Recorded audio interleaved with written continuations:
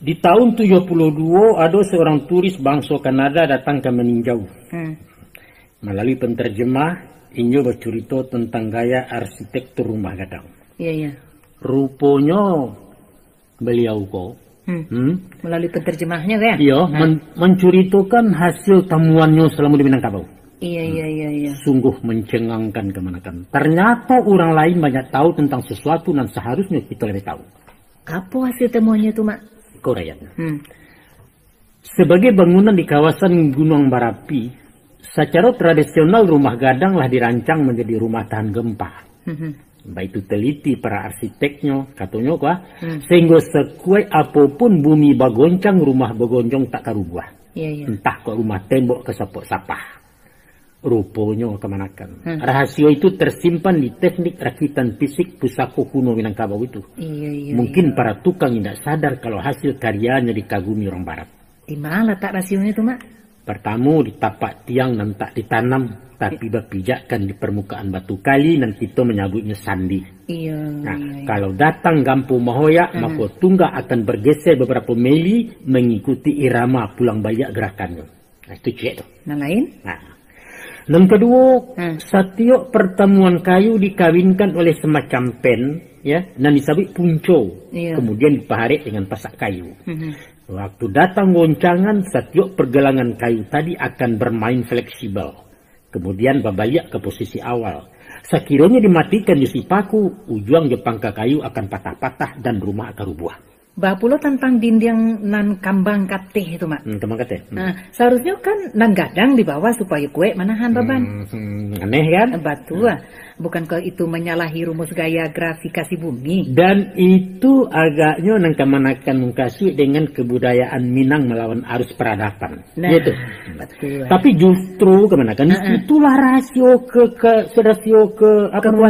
kekuatan rumah gadang. Iya. Terpaan angin dan menghantam rumah akan diredam oleh kecondongan dinding dengan melarikannya ke tanah. Artinya sampiang rumah nan menjadi sasaran angin tadi tidak menantang 180 derajat. Sehingga kekuatannya dapat dijinakkan dek permukaan dan landai. Gitu loh. Kalau angin datang dari muka atau belakang? Kok malu keserunya kok, Mak? Sakancang-kancang angin hanya akan numpang lewat bahaya luli ketangguan. Mukasinya? Sisi muka rumah gadang mempunyai banyak jendela pakai angin lalu. Kemudian akan dikeluarkan lewat lubang-lubang bilah dan basusun di sisi belakang. Nah, kalau angin puyuh nama menyerang dari bawah, balu tuh? Ada barisan sasa atau pagar bambu di kolong yang berfungsi untuk memecah angin. Aku datang dari teh. Atau ini kan juga. Bukan genteng atau seng. Juga pun akan masuk angin lewat ruang pori-pori di sepanjang permukaan ato. Oh, baik itu ya, Mak. Nah, hebat enggak orang Minang yang kontroversial? Tapi apa manfaat tanduk naruncang di bubuang rumah tu, Mak? Apa hanya sebagai seni pemanis? Bukan hanya pertimbangan seni kebanyakan, tapi puncak-puncak lancip menjulang itu berfungsi sebagai penyeimbang barik bangunan. Penyeimbang mukasinya? Pernah enggak kemanakan menonton pemain akrobat meniti tali terantang di udara? Pernah.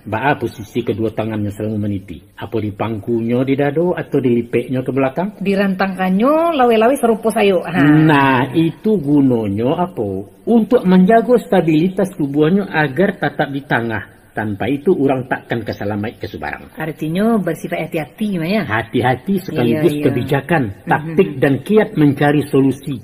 Pandai bertenggang di narumi, bijak melangkah dengan cupiang. Itulah inyo Minangkabau.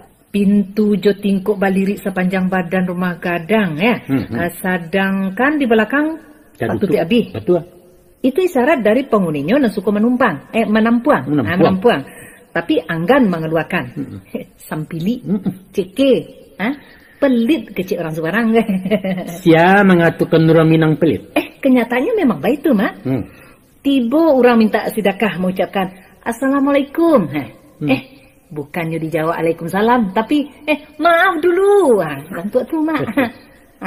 Kok datang penitia minta sumbangan, banyak sedikit. Untuk aku banyak namanya orang-orang awak amalayang 1000 karateh lusuah angkat lalu lusuah tu memang indak boleh banyak tanyo. Banyak tanyo. Para lu basu di basiasek orang mengapi mak minta sumbangan sebab banyak orang ciluah menjual kamu.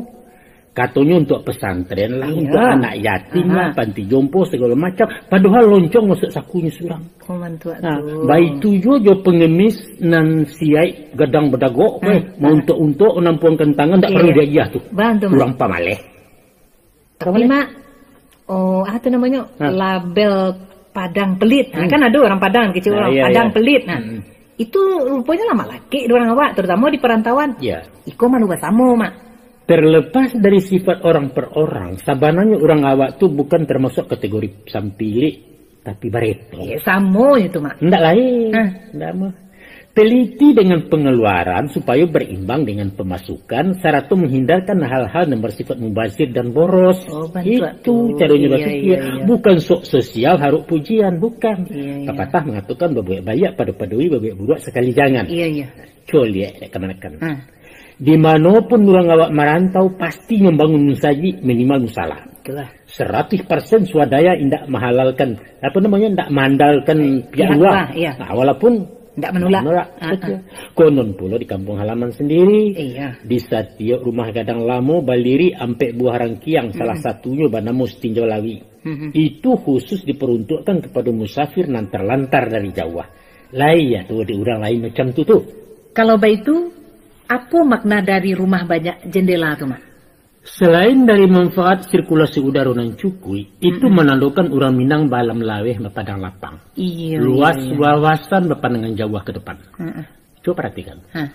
Untuk ramuan rumah gonjong dipakai dari berbagai ukuran dan bentuk kayu. Sakare tidak ada nanti uang. Iya, iya. Nan panjang, nan laweh, nan bule, Nan nan lurus, lurus, sadunya pegunung. Iya. Kok nan singke untuk nak janjang, nan sejangka ambil ke pasar. Iya. Sampai pun nan lantiak bungkuak Bungkuak malangkuang bagaya. terpakai ke bingkai tulang bubungan. Iya, iya. Artinya apa? Artinya memanfaatkan semua potensi demi kebersamaan di masyarakat. Setiap urusan diserahkan kepada ahlinya. Termasuk mempergunakan kayu bengkok, Mak. Untuk mengantisipasi copet, keamanan diserahkan ke tukang copet. Itu namanya mempertaruhkan akta kemanci itu, Mama. Indah. Ada. Ko ado jo nan tagagaw kani copet beliau tangkok dulu. Dan secara kejiwaan, biasanya orang nalah diberi kepercayaan akan dibebani oleh rasa tanggung jawab. Walaupun tukang copet. Jangan meremehkan orang. Mereka pun manusia dan punya hati Iya, nurani. betul. Malah ada kalaunya orang-orang terhormat dan berpendidikan dan tak menaruh nurani.